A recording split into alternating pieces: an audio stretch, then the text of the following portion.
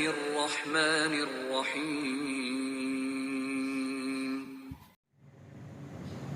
Assalamualaikum warahmatullahi wabarakatuh. Bismillahirrahmanirrahim. Alhamdulillahirabbil alamin wassalatu wassalamu ala asyrafil anbiya'i wal mursalin nabiyina Muhammadin wa ala alihi wa ashabihi ajma'in. Ba'du. Bapak Ibu yang dirahmati Allah, alhamdulillah pada pagi ini Allah masih selalu memberikan banyak nikmat kepada kita semua. Nikmat sehat, nikmat iman. Sehingga dengan sehat dan iman itu kedua-duanya mensupport kita untuk mudah menjalankan perintah Allah Subhanahu wa taala. Di dalam kajian pagi ini sengaja saya ajak Bapak Ibu sekalian untuk membicarakan tentang apa yang akan kita jumpai ketika kita kembali kepada Allah Subhanahu wa taala, sehingga juga biar agak istirahat sedikit pikiran kita. Lek diceramai, diajak ngajak diajak bicara politik wis capek, nanti di luar aja biar ndak lupa kalau nanti di akhirat itu banyak hal yang kita jumpai. Dan apa yang ada di yaumil akhir itu, cara mengatasinya dan cara untuk bagaimana bisa selamat itu ya waktu kita masih ada di dalam dunia ini.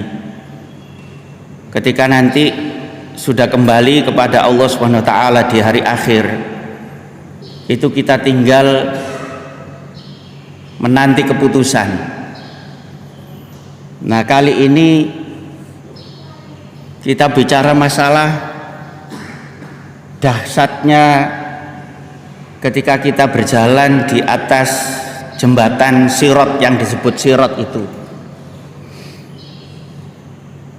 Tapi sebelum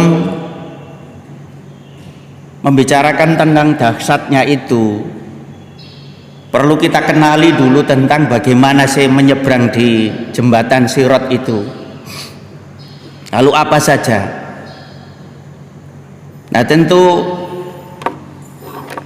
hal ini sebagai ilustrasi, misalnya ketika kita di dunia ini mau melewati sebuah jalan, lalu di situ sudah ditunjukkan ciri-ciri atau karakteristik jalan yang mau kita lalui itu, dan sudah diberi tulisan, awas jalan bergelombang dan berlubang besar. Nah, ketika kita melihat tulisan itu, tentu kita sudah hati-hati. Maka kemudian kita menyiapkan diri bagaimana caranya melintas di jalan tersebut bisa selamat. Sehingga ketika menjumpai dan menemui tulisan yang kita baca, itu sudah siap mental, sudah siap strategi bagaimana nanti ketika melewati jalan bergelombang dan berlubang itu selamat sebelum masuk ke situ. Jalan berkelok dan seterusnya. Nah, di jembatan yang disebut dengan Sirat itu kita harus mengenali karakteristiknya, ciri-cirinya, dan dahsyat memang.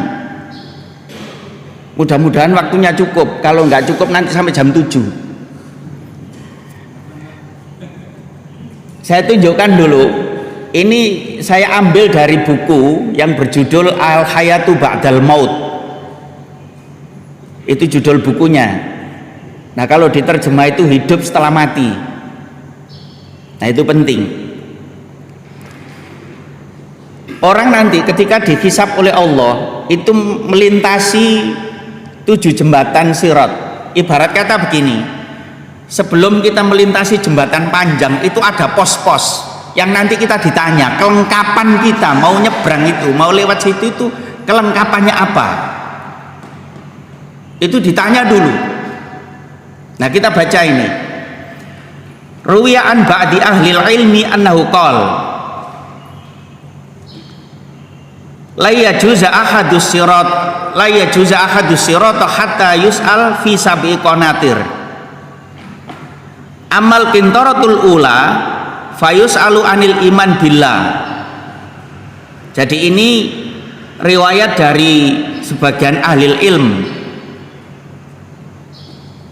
Di sini dikatakan bahwa seorang itu tidak mungkin melewati salah satu jembatan sampai nanti dia itu ditanya pada pos jembatan yang jumlahnya 7. Ibarat kata begini gambarannya, ketika kita mau mengurus pada urusan dan waktu ngurusnya itu ada tempat tertentu, sebelum nyampe ke sana itu sudah ada pos-pos pemeriksaan berkas, sehingga kemudian dicek semua, ibaratnya begitu. Ada meja lah, katakanlah gitu, meja 1, meja 2, 3 sampai nanti 7. Nah, setiap meja itu apa yang ditanyakan? Nah, di sini amal qintaratul ula, adapun di jembatan yang pertama fayus al anil iman billah, di situ ditanya tentang keimanan kepada Allah. Wahiyya syahadatu alla ilaha illallah, yaitu tentang kesaksian bahwa tidak ada Tuhan yang patut disembah dengan hak kecuali Allah. Karena banyak Tuhan yang disembah oleh orang tapi tidak hak itu. Tapi tidak ada Tuhan yang patut disembah dengan hak kecuali Allah. Apakah orang itu sudah bersaksi begitu saat hidupnya? Apakah punya keimanan? Dicek. Fa'in ajaza biha mukhlison, kalau orang tadi sudah melakukan itu secara ikhlas, dan ikhlas di sini apa? Wal ikhlasu qaulun wa amalun jaza. Ikhlas dari perspektif keimanan adalah diucapkan dengan lisan, lisannya mengucapkan la ilaha illallah, wa amalun tapi disertai amalan, tidak cukup la ilaha illallah. Orang mengatakan la ilaha illallah dan itu ikhlas, itu dilihat dari track record apa yang dilakukan itu, apa yang diamalkan. Sehingga kalau dia iman kepada Allah berarti sholat, puasa, haji dan seterusnya. Perintah Allah itu dilaksanakan dan larangan Allah ditinggalkan. Itu tandanya kalau dia bersaksi dengan mengucapkan la ilaha illallah, ikhlas karena Allah Subhanahu wa taala. Lisannya mengucapkan la ilaha illallah tapi perilakunya tidak mencerminkan kalau dia iman kepada Allah, tidak ada guna. Tidak ada guna. Dan itu sudah pernah saya sampaikan, Fir'aun saja itu terakhir itu mengucapkan kalimat tauhid tapi tidak diterima, tidak ada guna. Kenapa? Tidak direfleksikan dengan amal perbuatannya. Nah, jika sudah begitu jaza, maka dia lolos, lewat. Tsumma yus'alu 'alal qintarati tsaniya 'anis shalah. Kemudian di jembatan berikutnya yang kedua itu ditanya tentang sholatnya. Fa in ja'u biha tamatan jaza. Kalau dia sudah dicek waktu melaksanakan sholat itu secara sempurna, syarat rukunnya sudah oke, berarti sudah lolos dari jembatan kedua. Tsumma yus'alu 'anil qintarati tsalitsa an shaumi syahri Ramadan. Lalu ketika dia sampai pada jembatan yang ketiga itu ditanya tentang puasa bulan Ramadan. Beres enggak puasanya itu? Fa in ja'a bihi taman jaza. Kalau dia sudah melakukan puasa secara sempurna, lolos. Lewat. Silakan lewat. Tsumma yus'alu 'alal qintarati rabi'ati aniz zakat. Kemudian ketika sampai ke jembatan keempat ditanya tentang zakat. Ya tentu kalau ditanya tentang zakat berarti orang itu ketika hidup diberi oleh Allah harta yang sudah wajib zakat. Jadi bagi yang tidak punya harta tidak perlu risau dengan jembatan yang keempat ini. Wis los ditanya apa, uang aja nggak punya, zakatnya apa, kan begitu. Maksudnya jika orang tersebut waktu hidupnya itu diberi oleh Allah keluasan rezeki dan sudah wajib membayar zakat, dia sudah membayar zakat atau tidak. Fa in jaa biha tammatan jaza. Kalau dia sudah melaksanakan zakat dengan sempurna, lolos, lewat. Tsumma yus'alu fil khamisati anil haji wal umrah. Kemudian ketika sampai di jembatan kelima itu ditanya tentang haji dan umrah. Artinya kalau orang sudah mampu haji dan umrah, melaksanakan haji dan umrah atau tidak. Kalau sudah melaksanakan haji dan umrah, itu beres atau tidak cara melaksanakannya. Fa in jaa bihi mata ini jaza. Kalau haji dan umrah itu sudah dilaksanakan dengan baik, lolos. Tsumma yus'alu fil qintarati sadisati anil ghusli wal wudu. Kemudian ketika dia sampai pada jembatan ke-6, ditanya tentang mandi dan wudu. Jangan kaget, wong mandi aja kok ditanyakan. Mandi, yang namanya mandi wajib itu kalau tidak dilaksanakan dengan sempurna, itu berimplikasi kepada ibadah yang lain. Hati-hati masalah ini. Jadi kalau mandi wajib itu harus niat mandi wajib. Sunahnya diawali dengan wudhu baru mandi. Jangan kemudian asal biar-biur sing penting mandi. Niatnya apa? Karena nanti kalau dia belum beres mandinya, yang mandi wajib itu, sholatnya nggak sah walaupun wudhu. Kenapa? Diawali ketidakberesan dari mandinya, ditanya itu. Kemudian wudhunya beres enggak? Dan wudhu ini yang paling riskan adalah masalah tumit, sehingga Rasulullah menyampaikan wailun lil aqabi minan nar. Celaka bagi orang yang tidak memperhatikan tentang tumitnya ketika wudhu, itu ancamannya neraka. Kenapa? Kalau wudhunya tidak sempurna berimplikasi kepada sholatnya, sah atau tidak. Dan biasanya tumit itu yang paling rawan, apalagi kalau tergesa-gesa itu tidak tersentuh air. Nah itu ditanya tentang itu. Fa in jaa bihi ini jahaza. Kalau kedua-duanya itu sudah dilakukan dengan sempurna dan baik, lolos. Jembatan yang ketujuh, hati-hati ini. Apa maksudnya ini? Tsumma yus'alu fis sabi'ah. Kemudian ketika nyampe di jembatan ketujuh, apa? Walaisa fil qanatiri as'abu minha. Dan tidak ada yang tersulit pertanyaannya daripada jembatan yang ketujuh ini. Yang ketujuh ini paling sulit. Apa? Fayus'alu an dzulumatin nas. Karena di jembatan ketujuh ini ditanya tentang apakah seseorang tadi mendolimi manusia atau tidak. Pertanyaannya, kenapa di jembatan ketujuh yang itu merupakan pertanyaan apakah orang tersebut mendolimi manusia atau tidak, kok itu sebuah pertanyaan yang tersulit? Jawabannya sederhana. Jembatan 1, 2, 3, 4, 5, 6 itu adalah merupakan ibadah urusannya kita dengan Allah langsung, dan Allah mudah memaafkan saat itu. Tapi di jembatan ketujuh itu masalah kedoliman terhadap manusia, itu Allah tidak mau itu memaafkan secara langsung sebelum tanya kepada orang yang didolimi. Allah tidak punya hak memaafkan secara langsung, sehingga kemudian orang yang didolimi itu ditanya dulu, kamu didolimi ikhlas atau tidak, memaafkan saudaramu atau tidak? Tidak, gagal orang ini, gagal. Dan kegagalan di jembatan itu bukan hanya sekedar gagal kemudian mengulang lagi.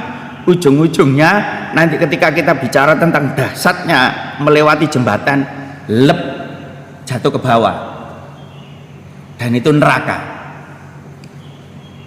Makanya kemudian Rasulullah Shallallahu Alaihi Wasallam itu sudah memberi nasihat kepada kita. Man kana lahu madlamatun ala akhihi falyatahallal yaum qabla alla yakuna dinaron wala dirhaman. Barang siapa yang punya masalah dengan saudaranya, selesaikan hari ini sebelum dinar dan dirham itu tidak laku. Lek bahasa kita, sebelum rupiah tidak laku. Kapan rupiah tidak laku? Kalau sudah kiamat. Kenapa? Urusannya panjang masalahnya. Urusannya panjang. Kalau dosa yang antara kita dengan Allah itu cukup astagfirullahaladzim, beres. Tapi dosa sesama manusia tidak semudah itu. Dan jangan mengandalkan istighfar dijadikan senjata untuk minta ampun kepada Allah, tapi dosanya dosa sesama manusia. Harus dibereskan dengan orang yang kita dosai itu tadi. Nah, itu posisinya berada di jembatan ketujuh. Terjemahnya enggak saya baca, sudah saya terjemah tadi. Macam-macam orang yang berjalan di atas sirat. An Abi Hurairah fayatuna Muhammadan sallallahu alaihi wasallam fayaqumu fayu'dhanu lahu wa tursalul amanatu warrahimu fayakumani jambatai as-sirata yaminan wa shimalan fayamuru awwalukum kalbarqi. Ini hadis yang diriwayatkan oleh Abu Hurairah, panjang tapi tak potong separuh. Mulai dari fayatuna, mereka itu mendatangi Muhammad sallallahu alaihi wasallam lalu minta izin, kemudian amanah dan kasih sayang itu dilepas. Kenapa amanah dan kasih sayang dilepas? Karena ini mau perhitungan ini. Fayakumani jambatai asirat yaminan wasimalan, kemudian berdiri di sebelah jembatan yang disebut sirat itu kanan kiri. Fayamuru awwalukum kalbarqi, maka kemudian orang yang pertama kali lewat di antara kalian itu lewatnya kayak kilat, seret di jembatan itu. Qultu, saya sampaikan, bi abi wa ummi, demi bapakku dan ibuku, ayu syai'in kamaril barqi, apa yang dimaksud orang kok bisa lewat seperti kilat itu? Qala alam taro kaifa yamurru wa yarji'u fi tarfati ainin. Lalu Rasulullah menjawab, apakah kalian tidak melihat ketika Anda melihat kilat itu kan hanya sekejap mata, sekedipan mata, seret begitu. Ada yang lewat jembatan itu cepat begitu. Tsumma kamaririh, kemudian ada yang lewat itu seperti angin. Tsumma kamarit toir, ada yang lewat itu seperti burung terbang. Wasyad dirijal tajri bihim a'maluhum, ada yang lewatnya itu seperti orang berlari. Wa nabiyukum qaimun ala sirat, dan nabimu itu berdiri di tepi jembatan itu. Apa? Yaqulu, nabi itu bilang atau berdoa, Rabbi salim salim, wahai Tuhanku, selamatkan umatku ini. Hatta takjizu a'malul ibad, kemudian ada hamba itu yang karena beratnya dosanya itu kemudian berjalannya itu lembek. Hatta yaji'ur rajul la yastati'u sayru illa zahfan, kemudian ada orang itu yang berjalannya itu merangkak. Bapak Ibu yang dirahmati Allah, semua ini akan dicapai oleh orang apakah berjalannya di atas jembatan itu seperti kilat, seperti angin, seperti burung terbang, seperti orang lari atau merangkak. Itu tergantung amalan kita saat ini. Oleh karena itu tadi di depan sudah saya sampaikan, ketika ada pengumuman bahwa yang mau kita lewati itu jalannya bergelombang dan berlubang, apa yang harus kita lakukan? Kalau sudah diberitahu bahwa jembatan itu begitu, itu nanti sirat itu begitu, orang yang berjalan seperti itu nanti, Itu apa yang kita siapkan sekarang. Dan ini bukan kok kemudian bebas, saya bisa memilih seperti kilat, enggak begitu. Wes saya merangkak aja, enggak begitu. Tapi ini adalah sebuah fenomena yang secara otomatis. Semua orang maunya berjalannya seperti kilat. Apa masalahnya? Nanti kita lihat. Jembatan itu berada di atas neraka jahanam. Masalahnya bukan di perbukitan gunung yang indah, lalu nggak apa-apa pelan-pelan saja sambil menikmati pemandangan kanan kiri. Bukan begitu. Jembatan itu kanan kirinya ada besi yang tajam, dan itu nanti akan mengait siapapun yang lewat di situ sesuai dengan amalnya. Masalahnya, jadi kita nggak bisa memilih. Sebenarnya kita memilih secepat kilat biar tidak merasakan panas. Tapi masalahnya, apakah amalan kita mendukung itu? Itu penting.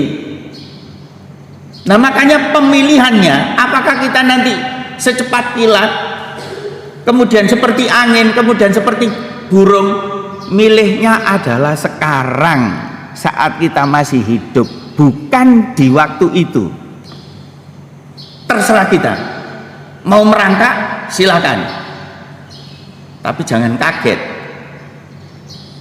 Jembatan itu panjang, kemudian mau merangkak lalu di bawahnya adalah neraka. Siapa yang mau itu? Nah, itu perlu diperhatikan. Ini terjemahannya sudah tidak saya baca lagi. Nah, ini ciri-ciri sirat. Artinya sirat itu apa sih? Kok perlu kita perhatikan? Wa fi khafati sirat kalalibun mu'allaqatun ma'muratun bi akhdhi man umirat bihi famakhdusun najin wa mukardasun finnar walladhi nafsu Muhammadin biyadihi inna qa'ra jahannama lasab'una kharifan. Dan di kedua tepi jembatan tergantung alat-alat pengait dari besi yang diperintahkan untuk mengambil orang-orang yang harus diambilnya, dan itu otomatis.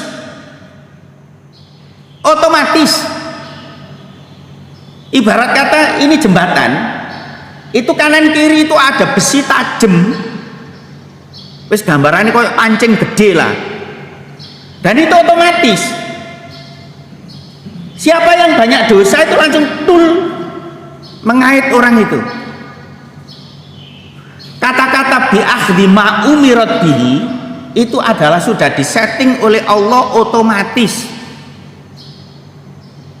Tidak bisa kita lewat terus kemudian menghindar begini, tidak bisa. Dia langsung nyaplok kita, pengait tajam itu. Makanya di situ dibilang, dan di kedua tepi jembatan tergantung alat-alat pengait dari besi yang diperintahkan untuk mengambil orang-orang yang harus diambilnya. Di antara mereka ada orang yang terluka tetapi selamat. Berarti ini dosoe gak sepiro gede. Lewat kecantol seret, terluka tapi selamat dia, nggak sampai jatuh ke nerakanya, tapi sudah dicaplok oleh pengait itu. Dan otomatis, sekali lagi otomatis itu. Dan ada pula orang yang tercabik-cabik lalu dilemparkan ke dalam neraka karena kena besi yang tajam itu tadi. Demi zat yang jiwa Muhammad berada di tangannya, sesungguhnya dasar neraka jahanam itu dalamnya adalah sejauh perjalanan 70 tahun. Dalamnya, coba kalau ada yang mikir begini, wes gini aja Pak, nanti saya tidak lewat situ. Enggak, itu harus lewat, nggak bisa dipilih dan tidak ada jalan lain, harus lewat, tidak ada jalan lain. Ibarat Kata begini loh gambarannya itu, wes paling gampang ini. Ngurus SIM. Ngurus SIM itu kan pertama ibarat kata gitu. Apa psikologi dulu. Ya kan? Kemudian habis itu cek kesehatan mata, habis itu disetorkan ke apa kan begitu. Nggak ada cara lain. Lah SIM lah iso Ustaz. Mari ngono bayar terus langsung foto. Wis mboyo apa sing penting persyaratan utamae lah gitu ah. Itu lek SIM. Tapi ini ndak bisa ditawar. Harus lewat situ. Harus. Oleh karena itu, biar besi yang otomatis itu ketika kita lewat tidak kemudian mengait kita, siapkan sekarang. Siapkan sekarang. Dan kadang begini itu kalau nggak kita bahas sepertinya enak-enak saja gitu. Harus kita ketahui masalah ini. Nah ini termasuk ciri-cirinya. Qala Abu Sa'id Al-Khudri, balaghani annal jisra adaqu minas sya'rati wa ahaddu minas saifi. Berkata Abu Sa'id Al-Khudri, aku diberitahu bahwa jembatan itu lebih halus dari rambut dan lebih tajam dari pedang. Bayangkan, rambut saja sudah begini, jembatan itu lebih halus.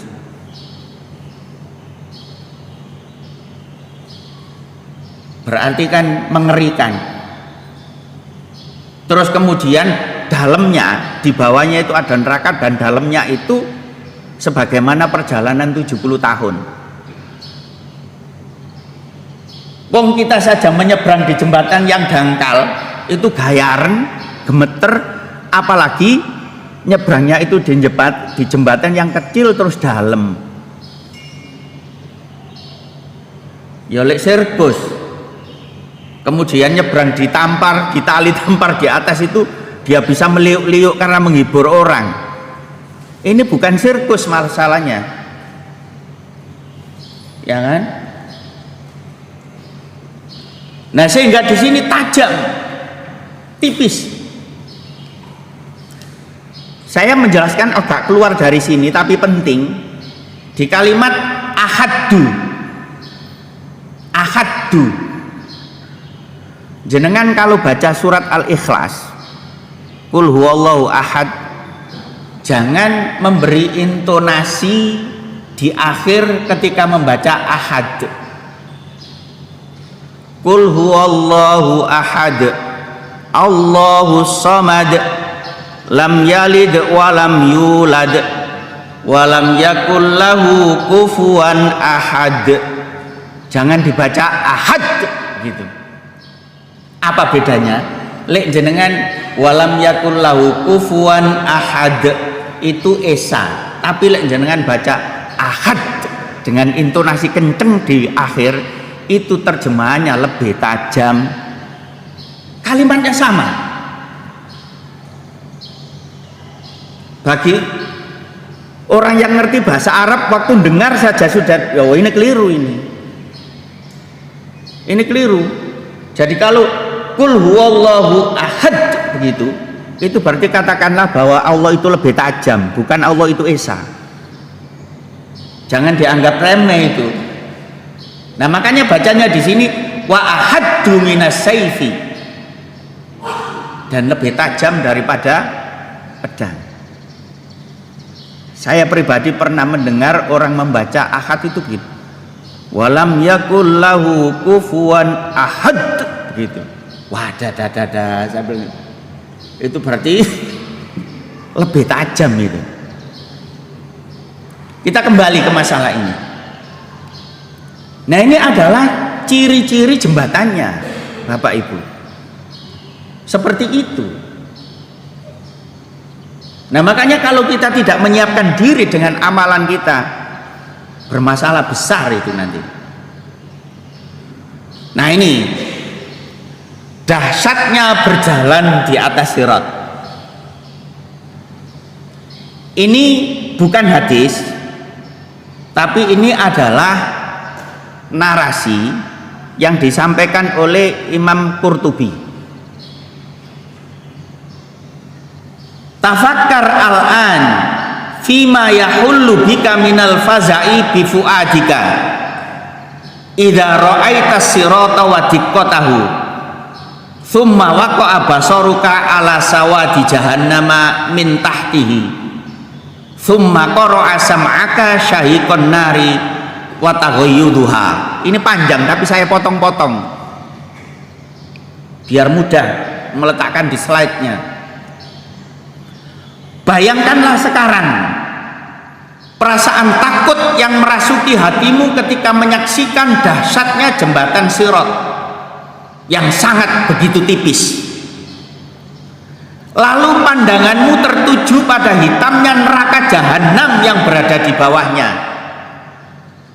Sedangkan pendengaranmu dikejutkan dengan suara teriakan dari neraka serta gemuruhnya. Ini nih orang sudah menyiapkan diri sekarang, lalu nanti jalannya seperti kilat tadi tidak masalah. Bagi yang merangkak, apalagi yang jatuh. Ketika menyeberang jembatan itu, Sirat ini tipis. Lalu pandangan kita itu memandang ke bawah, hitamnya neraka jahanam. Itu sudah tersiksa. Hati kita sudah tersiksa, merasa takut. Wong kita saja kalau menyeberang, misalnya ada kali yang dalam gitu, lalu penyeberangannya itu hanya satu bambu dan kita melihat ke bawah, kayak apa itu?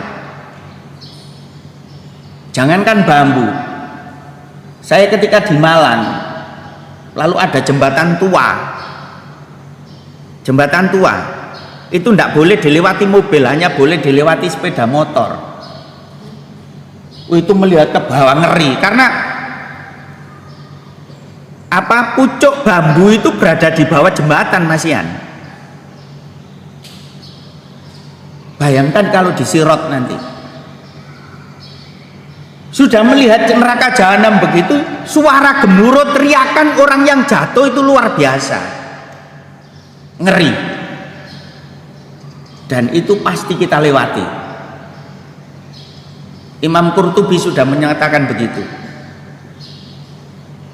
Sudah pandangannya mengerikan, pendengaran kita mendengar suara jeritan teriakan orang yang tersiksa di dalamnya, yang mungkin itu menyeberangnya sebelum kita dan dia terjatuh di situ. Waqad kullifta an tamshiya ala sirati ma'a dhaqfi halika wa tirabi qalbika wa tazalzuli qadamika wa thaqli dhahrika bil auzaril mani'ati laka minal masyi ala basatil ardi fadlan an haddati sirat. Dan engkau mesti berjalan melewati sirat tersebut, mesti, tidak bisa kita menghindar, dan tidak ada jalan alternatif, tidak ada. Dan engkau mesti berjalan melewati sirat tersebut bersama dengan rasa letih pada tubuhmu, rasa takut yang bergejolak dalam hatimu, bergemetarnya kedua kakimu, dan beratnya beban dosa di punggungmu yang sudah menyulitkanmu berjalan di tanah yang luas. Maka bagaimanakah ketika berjalan di atas jembatan Sirat yang tipis? Ini begini, kita mesti lewat situ. Rasa takut bergejolak ada. Kemudian kalau terbebani banyak dosa, disuruh lewat di tanah lapang saja itu sudah berat, apalagi disuruh lewat di atas jembatan Sirat yang tipis tajam itu. Itu loh masalahnya. Sehingga bagi orang yang banyak dosa itu merasa kesulitan, dan rasa takut itu luar biasa. Apalagi nanti resiko jatuh itu mesti. Coba, dan itu pasti akan kita lewati. Wong disuruh lewat di tanah lapang saja sulit, apalagi melewati jembatan yang tipis tajam itu lebih sulit lagi. Oleh karena itu, jangan sampai kita menjadi orang yang posisinya seperti ini. Mudah-mudahan kita menjadi orang yang ketika nyebrang itu cepat. Amin. Minimal kayak angin lah, atau kayak burung. Dan itu kesiapannya adalah sekarang. Mesti lewat situ.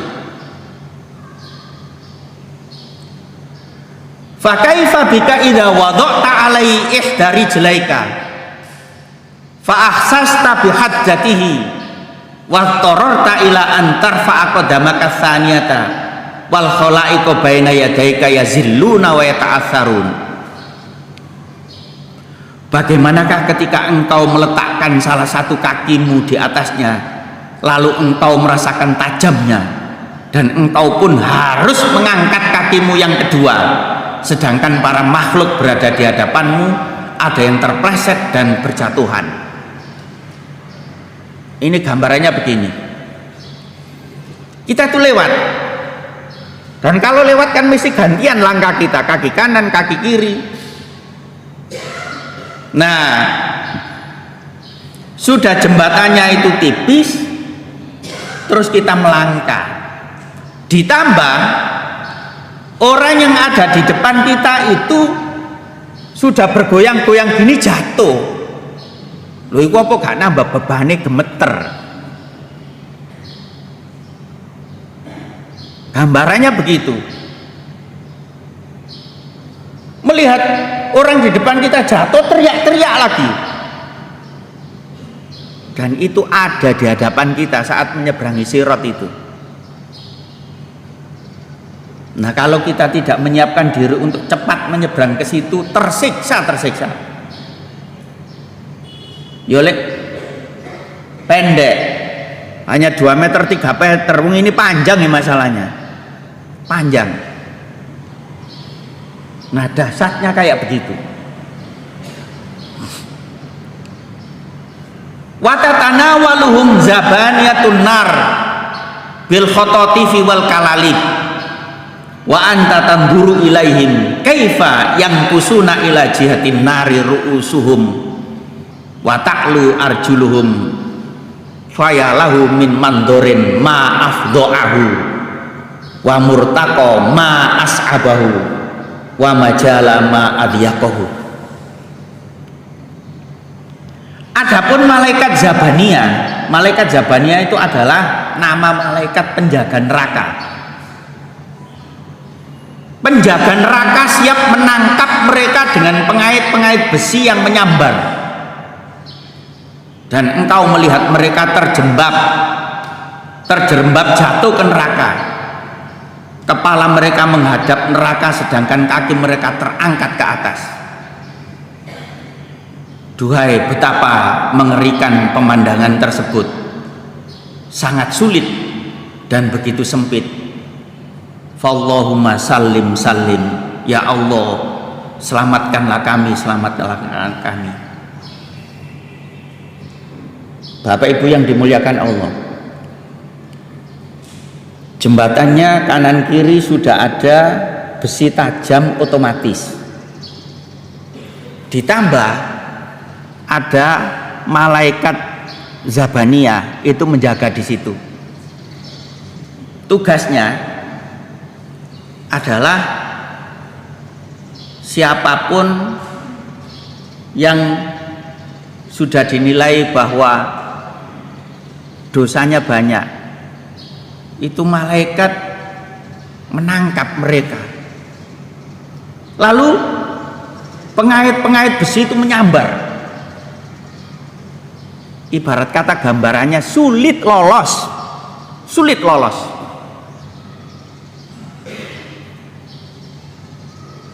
Oleh karena itu harus disiapkan sekarang. Nah, begitu itu kita ditontonkan Pada orang-orang yang berjatuhan itu kepalanya di bawah menghadap ke bawah, sedangkan kaki mereka itu terangkat ke atas. Ya orang jatuh ke jurang loh, teriak-teriak.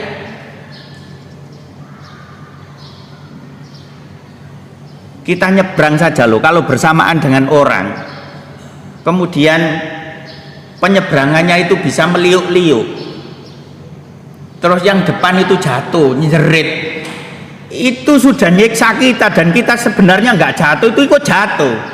Karena apa? Takut. Itu di dunia. Di akhirat kita ditontonkan itu. Nah, tapi apakah nanti itu semakin menambah ketakutan kita lalu kita ikut jatuh atau tidak? Jawabannya sederhana, tergantung amal perbuatan saat ini. Ibaratnya kalau boleh dibuat gurauan begini, lek sekarang itu amal kita itu baik, nanti bisa jadi nyebrang di sirat itu sambil gurauan pun bisa sebenarnya. Terus sambil melihat orang yang berjatuhan itu nggak takut, tapi ada wis itu rasakan, bisa begitu. Apalagi yang jatuh itu adalah orang yang dulu kita ketahui dan itu bangsat banget dengan kita gitu loh. Wah, itu tambahin tonjo itu dari dulu sudah dibilang kamu gitu, bisa begitu. Makanya ini perlu kita pelajari, ini perlu kita mengerti biar kita tahu karakteristik jembatan itu dan bagaimana dasarnya. Nah, maka kemudian Allahumma, ya Allah, selamatkanlah kami, selamatkanlah kami. Artinya jangan sampai ketika kita nyebrang di sirat itu lalu kita itu jatuh di situ, terpleset di situ. Bapak Ibu yang dirahmati Allah, saya perlu mempertegas yang di awal tadi, yang jembatan atau pos ketujuh. Pos ketujuh, saya lupa apakah sudah saya sampaikan di sini atau tidak. Masalah hak orang, masalah hak orang itu ada riwayat, tapi tidak saya pasang di slide ini. Ada dua orang. Yang satu ini protes kepada Allah karena dia merasa bahwa orang yang satunya ini waktu di dunianya itu sering menyakiti dia, semacam-macam lah. Maka kemudian mengadu kepada Allah untuk diberi keputusan.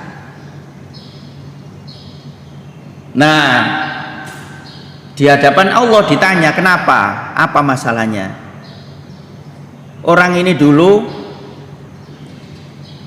sering menyakiti saya, sering merugikan saya, wis pokoknya nggak baik dengan saya, dan tidak ada penyelesaian waktu di dunia itu. Maka sekarang saya mohon kepadamu ya Allah untuk memberi keputusan. Maka apa yang terjadi? Orang yang didolimi ini diambilkan pahala dari orang yang mendolimi itu oleh Allah. Ketika orang yang mendolimi itu pahalanya habis, dosanya orang yang didolimi itu dioper ke orang tersebut. Sehingga sebenarnya orang tadi itu melihat dari catatan amalnya itu ahli surga, tapi kekurangannya adalah dia punya dosa, tapi dosanya itu berhubungan dengan hak orang, berhubungan dengan manusia. Yang tadinya alamat tujuannya adalah surga, pindah. Nah, tapi kemudian Orang yang didolimi tadi itu melihat di satu tempat indah, tanya orang itu, ya Allah itu apa? Dijawab oleh Allah, itu adalah surga. Bagaimana saya bisa mendapatkan level surga yang itu ya Allah? Dijawab oleh Allah, bisa kalau kamu mau beli. Bagaimana cara saya membelinya? Sederhana. Apa? Kalau kamu mau memaafkan saudaramu yang tadi kamu ambil semua pahalanya itu. Jika kamu mau memaafkan itu, ya kamu bisa mendapatkan level surga yang sana itu. Sebenarnya orang ini, artinya orang yang tanya surga tadi itu bisa saja memberi keputusan, wes gak apa-apa saya tidak dapat surga itu ya Allah, yang penting orang ini wes mangkelku itu nggak habis sampai sekarang gitu. Wes biarkan dia masuk neraka, wes saya nggak apa-apa surga yang itu saja. Sebenarnya bisa,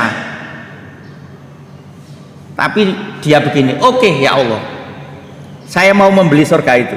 Apa? Maafkanlah saudaramu itu dan gandenglah tangannya itu dan ajaklah masuk surga bareng-bareng ke sana. Loh ya lek kita itu dapat orang seperti itu, lek enggak? Ayo. Iya kalau kita itu mendapatkan orang yang mudah memaafkan ketika keputusan terakhir itu. Kalau enggak, Allah sudah tidak memberi maaf. Jadi di hadapan Allah itu semuanya dikembalikan kepada orangnya. Kalau itu dosa ada hubungannya dengan sesama manusia. Beda dengan yang dosa itu hubungan kita dengan Allah. Selama itu bukan dosa syirik, itu Allah masih ngampuni. Nah makanya di awal tadi jembatan 1 sampai 6 gampang. Gampang itu. Tapi jembatan ke-7 itu. Nah oleh karena itu Bapak Ibu yang dimuliakan Allah, tidak ada jeleknya dan tidak perlu malu-malu, tidak perlu sungkan-sungkan kalau kita sekarang punya masalah dengan sesama, seyogianya segera diselesaikan. Jangan menunggu keputusan Allah di hari akhir. Serius sih saya. Makanya orang Jawa membuat istilah wis ta sing menang mesti sing ngalah. Apa maksudnya yo? Apa maksudnya? Bisa jadi dia ngalah di dunia, nggak lanjut urusannya, tapi dia di akhirat minta keputusan Allah.